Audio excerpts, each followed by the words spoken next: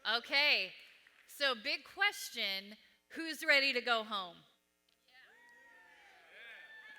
Kind of like mixed reviews, right? Like some of you are like, get me back to my bed. Here's the deal. I get that for some of you, this week has been life changing. Like the course of your life is going one way, and because of this week, you're like ready to head back completely different. I get that. I get that some of you know that what waits on the other side of these doors is really hard, really painful, and this week has been an escape from all of that. And there is no part of you that wants to leave this room and go right back into that pain and that hurt and that dysfunction. Am I right? But here's the deal. If you thought that move was all about this week and what you got out of this room and this time together, you would be sorely mistaken.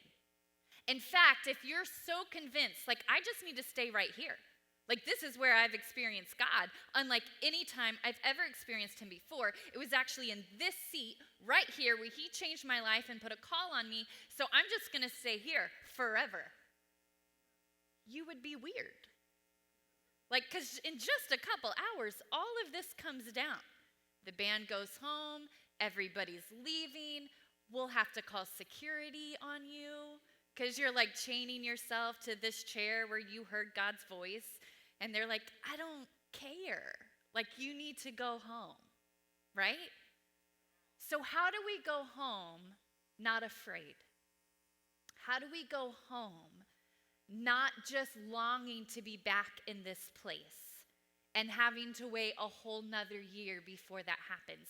How do we go home taking everything that we've learned this week, everything that's changed us and shaped us, and actually allow it to propel us forward in such a way that we add our chapter to the story that's being told since the beginning of time? That's what I'm interested in. I want you to not be sad or angry or frustrated or afraid to leave here this afternoon. I want you to be excited. Because if you thought that this was the kingdom of God and this is what it's all about, you missed it.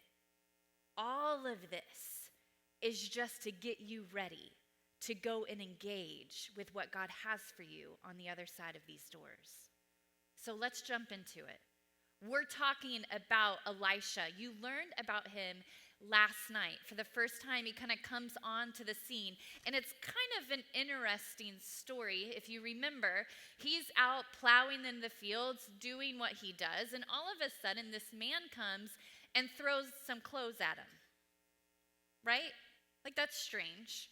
Like, I'm just out doing my job. I don't know if you've ever had that happen to you. Somebody just throws a jacket at you and then walks away several times over here. So you get it. You understand Elisha's predicament as he's in the field. But he understands that this cloak, this jacket, is not just any jacket. Actually, what's happening is Elijah is telling Elisha, I'm inviting you to follow me. And Elisha's pumped. And he goes to Elijah. Do you remember this? And all of a sudden, it's almost like Elijah has a change of heart. He's like, what have I done? What have I done to you? Go back. Go home. Never mind. Don't do this. Don't follow after me. Don't say yes to this thing that I just invited you into. And you're like, wait, what? Isn't he a man of God?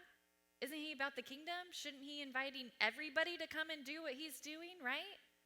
But if you remember right before that, he just had that huge showdown with the prophets of Baal. And then Queen Jezebel wants to kill him. And he's on the run, and he's in the cave, and he just wants to die. And he is well aware that if Elisha follows his footsteps, chances are this road will take him to the exact same place.